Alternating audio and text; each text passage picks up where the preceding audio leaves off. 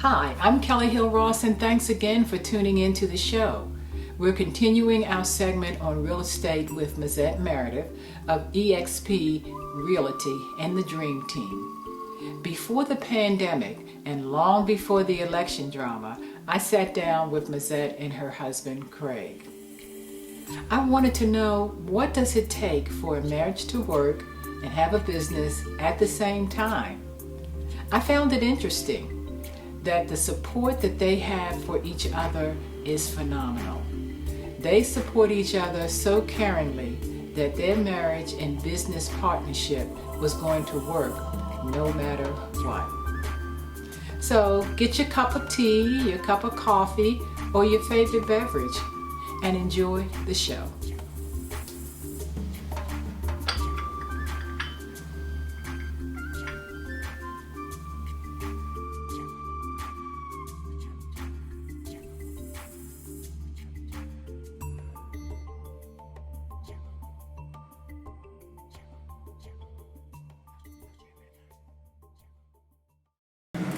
Well, hello, Maze. How are you? I am awesome, Kelly. It's so good to see you again. Yes, it is. We have been on a long journey for the last couple of months, and I am so excited about your segment, the real estate segment of our show. And today we have a chance to interview you on a personal level, along with your significant other and your best partner. Yes. And this is Craig Meredith, Senior.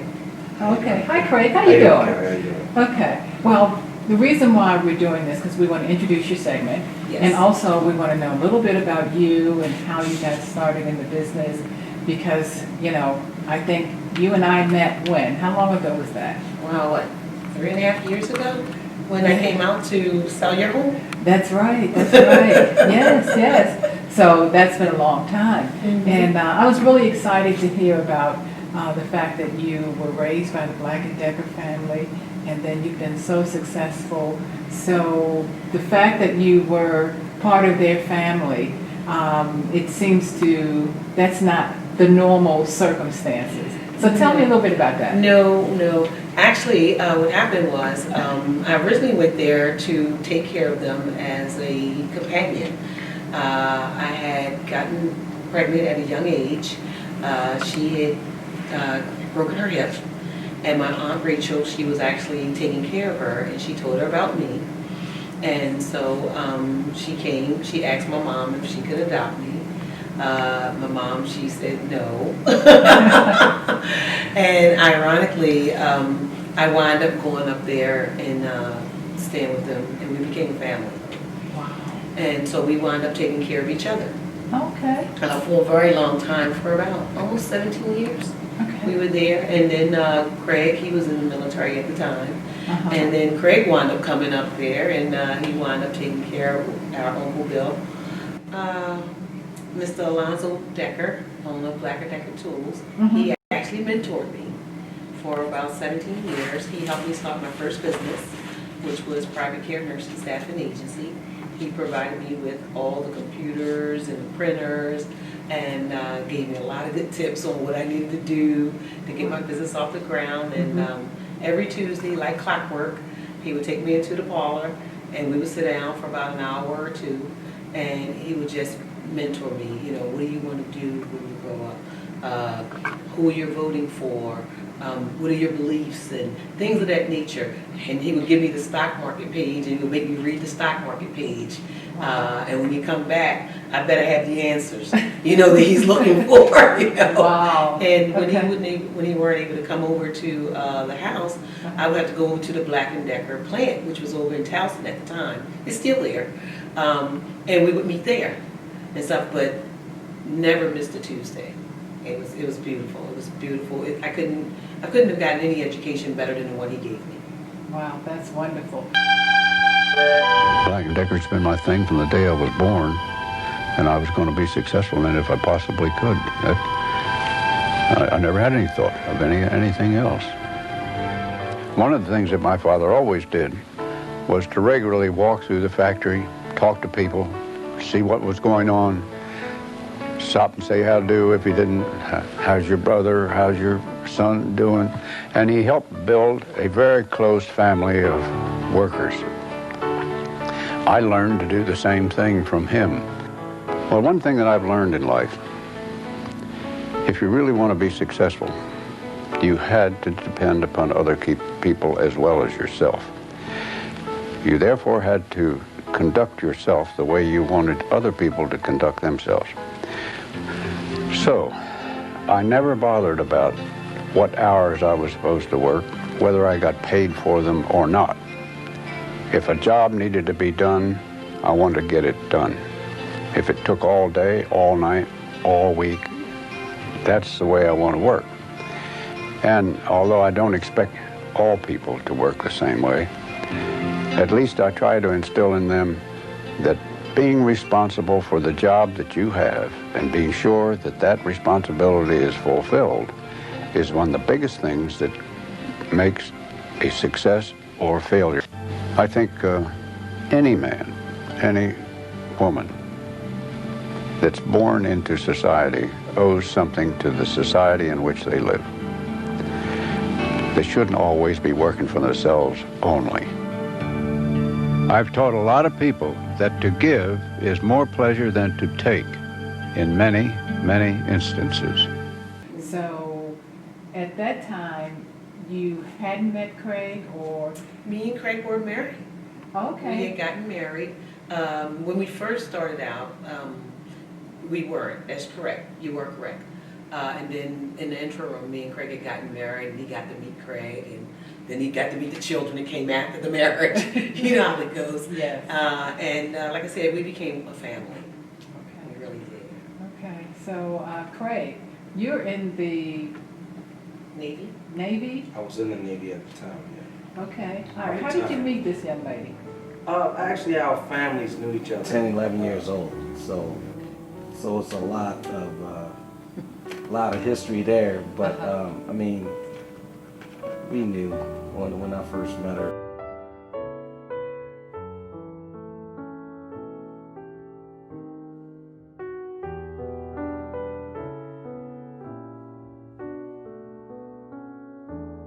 So it's a lot of history there, but I mean, we knew when I first met her, when I was home visiting from the military, just on leave the first time in '91.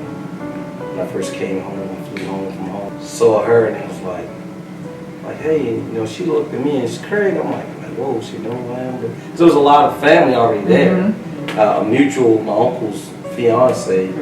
Was like, hey, you should come because Craig's gonna be there, blah, blah, blah. He's home from the Navy, blah, blah, blah. But anyway, we met and we danced that evening and we was inseparable. After 2 weeks, I asked her to marry me. Oh, wow. I went back to home. In just 2 weeks' time? Yeah, oh, I my asked her to marry goodness. me. And you've been married how many years now? 27. 27 years. 27 years. And I feel like I just got married yesterday. Oh, that is wonderful. Still I mean, We still date. y'all still date? Yes, Okay. we do. Okay. We was on a date last night. Every Friday. Every Friday you have a date And roses. in roses. He never misses a Friday. He gives me roses every Friday.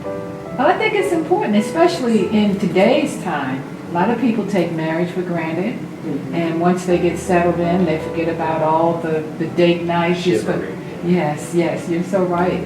And the fact that the two of you have managed to keep it going. You have kids? We have 2 kids, boy and a girl. Grown.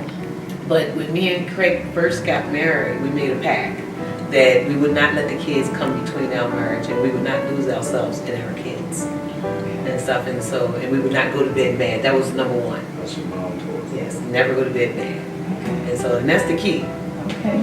Never go to bed mad, and you stuck by that. Absolutely. Okay, that is wonderful. So now you have this career in real estate. Yes, I actually got into real estate. Me and Craig, we got into real estate really, really young.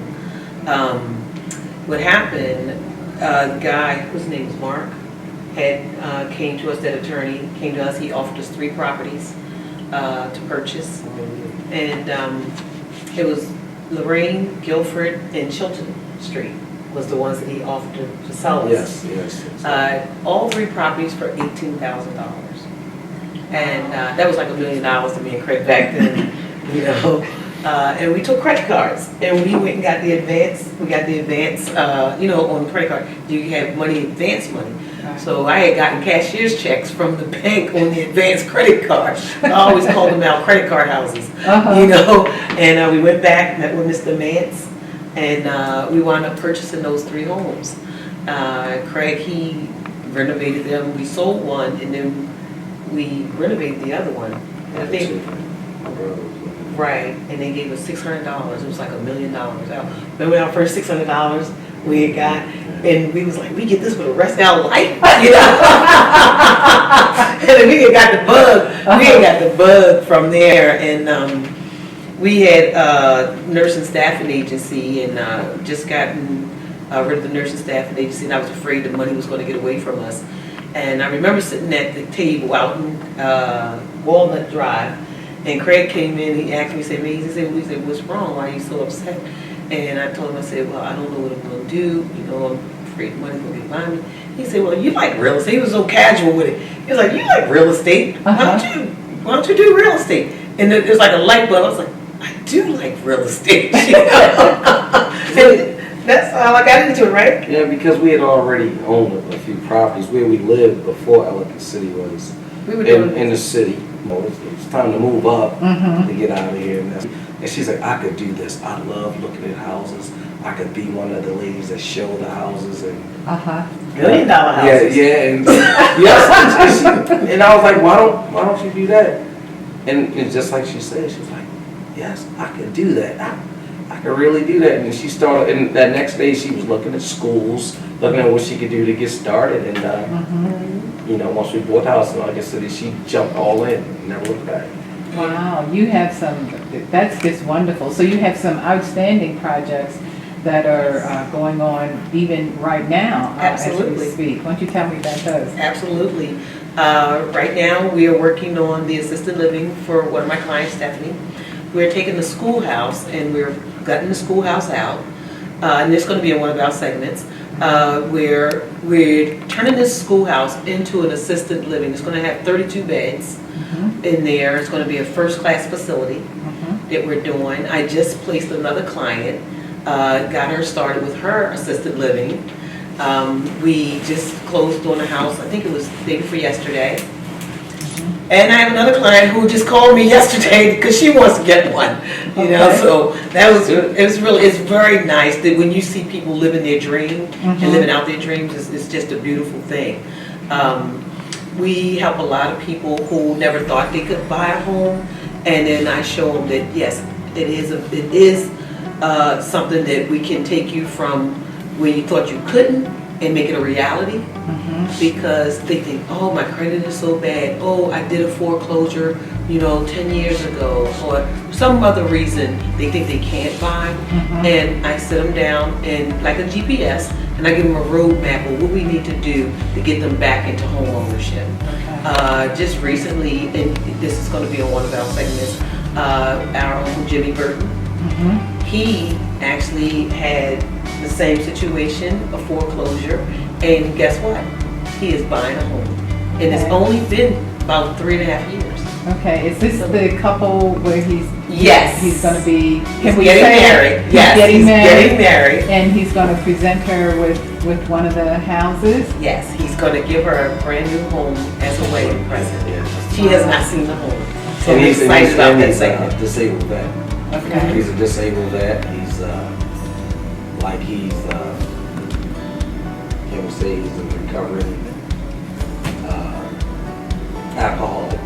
A guy that turned his whole life around. The total 180. 27-year Marine, you know, divorced, lost his house, the whole nine, and he started out working for me, working on houses. And I kind of helped him with his disability and getting everything rolling. Wow. Because I'm a disabled vet as well. Okay. And when I helped him get his, and you know, he still was going through whatever struggles, his addiction, and when he finally kicked that after going all the bumps and bruises with that, now he's complete sober. He helped so many. He's helped so many vets that he made that his life mission. He found his passion. Okay. And then he's got a new wife. she's getting him a New house. house, And, a whole new life. I mean, he A whole went new from life. just being a laborer for me, not getting any disability, not even collecting his retirement. Uh-huh. He was in that addiction. He didn't even know he should be collecting money.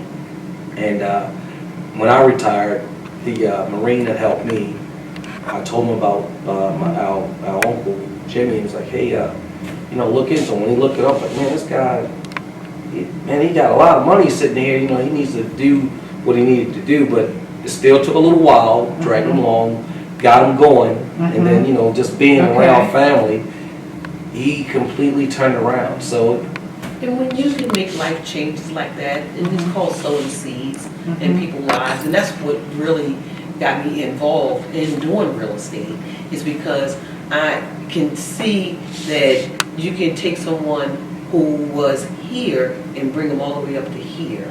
And it's joy. It really is joy, because I never got into real estate for the money. I got into real estate because me and Craig had a bad realtor when we bought Rob Street. He was horrible. And I said, I'm not going to let him do this to anybody else. Okay. And so I kind of made it my life mission to go out and help other people. And so when I leave out the house in the morning, my thing is, who am I going to bless today? That's my thing. That's wonderful. That is wonderful. So we were just at a closing the other day. We did. Yes, and Miss Harriet, who had a hiccup in the road, and you were able to solve that. Tell us about that. What happened with Miss Harriet was working with NACA, and the realtor she was working with was not doing her any justice whatsoever, and she was so discouraged that she didn't even want to buy a house. She was so upset. And we both have a mutual friend. His name is Kevin. He lives down in North Carolina. He's her best friend, and he's my lifelong friend because I've been knowing him since I was 7th grade. And so he called me up and said, Mezette, he said, I really need you to help this lady. And I said, well, okay, tell me a little bit about her. So he did. So I called her up, and Miss Harriet, she is so beautiful. Her exterior, you wouldn't know it, but when you start talking to her, she's a blessing to a lot of people. And so she said, Mezette, she said, can you just help me? I said, sure. I said, tell you what we're going to do. I said, first thing we're going to do is we're going to have a conversation. And so because you got to listen, that's number one. And then she's telling me what's going on with her, and so I'm absorbing and taking it in. And I said, well, okay, I tell you what we're going to do. I said, tomorrow, I said, we're going to go out, we're going to find you your new home. I said, that's what we're going to do. Okay. And so that night, I sent her maybe about 20 properties. I had went through about 200 and something properties. Because when I deal with a client, I weed out all the bad stuff. And if I'm sending them the properties, it's the best of the best. Okay. So we don't have to look at a whole lot of junk. Okay. And so the very next day, we went out, and she had found the house, and she loved the house. She was like, oh, this is my home. I see myself in it. But when you do the home inspection, this is what breaks a lot of people. Is when they get that home inspection, and the home inspector tell them all this stuff that's going on with the house, they kind of get scared. Because you remember, these people coming from renting. They're not used to owning, so they get back into that mentality of, oh, I'm going to have to be responsible for repairs. When I could normally call the landlord, and then he'd come out and fix it. No, that's gone. You are the landlord now. She was discouraged. And so she got really discouraged. And so we got through the home inspection. They said they was going to fix a lot of things, and then they got bad people doing the work. It just was not working out. And so at the table, we were at the table. At the closing table? Closing table. Ready to sign on the dotted line? Ready to sign on the dotted line. And she said, no, I don't want the house. I'm done. I do not want the house. Because, that feeling. And so I said, well, okay, if you don't feel comfortable with the house, we don't have to go through with the house. So when that happens, you're at the table. You already put your deposit down. You've already signed your, what is it? The contract and everything. The It contract. was the final walkthrough, wasn't it? And it was just a lot still going on that. Well, we were settling that day. Right, but it was still, when we went out there, for the final they gave us a walkthrough. roof certification. Roofers are still working on the roof. They told us that they fixed the slope in the steps, they poured water, puddles of water still sitting on the porch. So the walkthrough, So the final walkthrough went. The final walkthrough didn't go well. Okay, so that's very important. It's Yes. very important that you do that final walkthrough on that property. Okay. Because let's say you don't, and someone vandalized the house, you didn't know it. Now you get the keys, you gave them thousands of dollars, and you walk in there, and guess what? You don't have no stove, you don't have no refrigerator, so it's very. These are some of the things that we've seen happen with me being a contractor. You know, she's called me. She's got as a lot of our friends say, Dave's like, well, you got Craig, you got that back. You got the built-in contract. Somebody, yes. if you need something to happen like right now, like the situation yesterday, I was on the ship, but she was able. We contacted a painter, a family member actually, that jumped. I grabbed, as you see in my garage, I was like, hey, you might need this, and because she had it, she was able to grab someone and go out because some things on a punch out list wasn't done that Needed to be done before, because she was going to do her final walkthrough and she wanted these things done, and Maze was able to go the extra mile, Kelly, when it comes to fighting for my clients, whether they're the seller or the buyer. I go the extra mile for them because I want them to have a great experience. Because if they don't, guess what? It can ruin them. And some of them will never become homeowners. You know, and my goal and my job is to turn them into homeowners because they deserve that. Honest, Craig is like my rock. He is. You need that person to really step in and check other people and stuff, and he's my go-to guy for that. When I really found myself in an area, I tell Craig, he don't hold no punches. Put it that way. He's gonna give it to him. And I think sometimes that when I first got out the military, I was a little too aggressive. Because I'm like, you can't do that. You're not supposed. This is a business. She's like, you can't eat while you're dealing with customers. That was a big no-no. My wife used to always say, so hey, she refined you on that. She brought me back down. A little bit of etiquette. Yeah, she was like, hey, honey, you know. I'm like, hey. So you eating fried chicken in front of me? You accepted a contract and some checks, and you're like, you putting your food down and wiping your hands. No, that's not the way you do business. We don't do business. I'm sorry, it's your sister, but you know, I'm sorry, she's got to go. But no, we checked each other a lot. A lot of times, she'll come and get me when the dirty work has to get done, and since she don't want to get outside the box. And she's like, this went down, and she'll tell me all about the contract or what went on or what was supposed to happen. And in real estate, men always try to walk over of the women. And when I see she's frustrated and she's on the phone, and I'll be like, put it on me, and I'm like, who is that and what's going on? Because I know when my wife's frustrated, and it's about the business. She say, this guy, he's trying this. You know what? He doesn't want to pay what the contract or whatever the case. And I'm like, hey, just cut it off. Don't get yourself worked up. I'm like, calm down. Think about it. Bring the documents, and you sit down with them and you say, this is what it is. Don't get yourself worked up because you're the broker. You don't want any legal issues. So I've learned from her. She said, when you retire this second time, I say, we can do the husband and wife team, but it's hard to work with certain things. She always pulled me back when we was doing investment property. She's like, honey, the budget is this. I'm like, yeah, but I want to make it.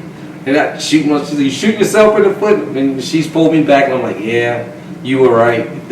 Let me stay in my lane on the contractor side. And you tell me exactly, this is what we're supposed to be doing. And I'm like, you're right. She's always right. I'm gonna be honest. And when it comes to that, I'll be like, yeah. So on date night, do you really have a date, or are you discussing past what went on that day, or is it a real date? Okay, what are the rules? Normally, 75% of my wife conversation is about real estate. All the time, no matter what. We drive and she's looking at houses. Oh, look how they look. They about to develop this. And I'm like, honey, you got 15 minutes to get this out. It's Friday. And she's like, okay, let me just make this one last call. And we have to turn the phones off. I don't get calls unless the ship calls me, but she has to turn her phone off because it's blowing up always about something.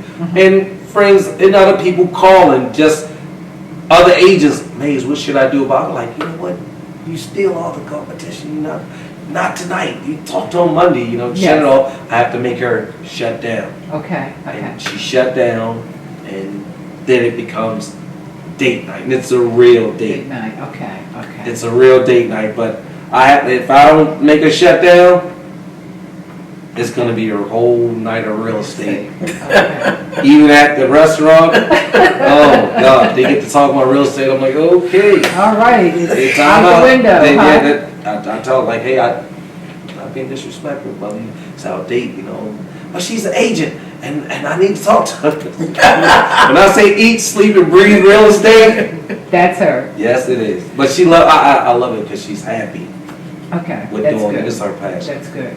Now, you just recently, you were working with a developer who was doing something with the Edgar Allan Poe home. How is that coming? Yes, actually, me and Raphael, we was a $3.2 million mansion that he's gutted out and totally renovated. So who's Raphael? Raphael is actually one of my partners. We used to do investment meetups together. Okay. And we actually met through a mutual friend. Mhm. And the mutual friend who introduced us, we get along very well, but me and Raphael really click. Okay. You know what I mean? You ever Okay. had Yes. that type of relationship Yes. Mhm. and stuff? And so when we got to talking, we just had so many ideas, and we're like, oh well, how about we do this, and this, and we didn't just talk about it. We do it. We're living it. You know what I mean? And we're making a difference in a lot of people's lives right now. But the Edgar Allan Poe is a special one. You're going to actually have it in one of your segments. We're going to be doing a filming at the mansion from beginning and what it is now, and hopefully we could even get an interview with the family, one of the family members. Yes. Yes, that's what we're working on now, trying to get in touch with the family members so we can take and interview them so they can educate us a little bit more about the property. Right. So I'm really excited about that project. Okay, that's great. That's wonderful. Well, the two of you have, it's almost like a storybook, fantasy, marriage, life, business partners, date night, which is all so important. It's like making a good pot of stew. If you don't have the right ingredients, it's not going to taste right. That's right. So, I think that how they always say opposites attract. I'm rough. I'm the man's man. I love taking care of my woman, my wife, my girlfriend, whatever night it is, date, whatever it is. It is, right. But I'm like, a man's supposed to lead at home and take care of home and make sure whatever it is, the kids, all of that, old school, right. for lack of better words. Okay. But she has a career, and I love it that she has a career. And if she's happy, what's this old saying? Happy wife, happy life. That's right. You were talking about that. And I'm like, hey, look, we didn't took a day off, and she's like, you know what? I forgot I got an appointment. Gone. I'm like, really? But I say, you know what? Obviously, it was important, so she had to go. And here I am now. I'm just her driver. That day, it ain't like I'm like, go ahead. I'll become the driver, right, honey? Right? I become. She's like, can you take me in? I'm like, I thought we was off today, now. I'm like, okay, you paying for happy hour. Well, you have this beautiful home out here, and we are in Elton, Maryland. We are in Elton, Maryland, here in Cecil County. Okay. We've been out here now for going on 14 years. And I wanted to feature some of Craig's work, if you don't mind, so people can see exactly what Craig does.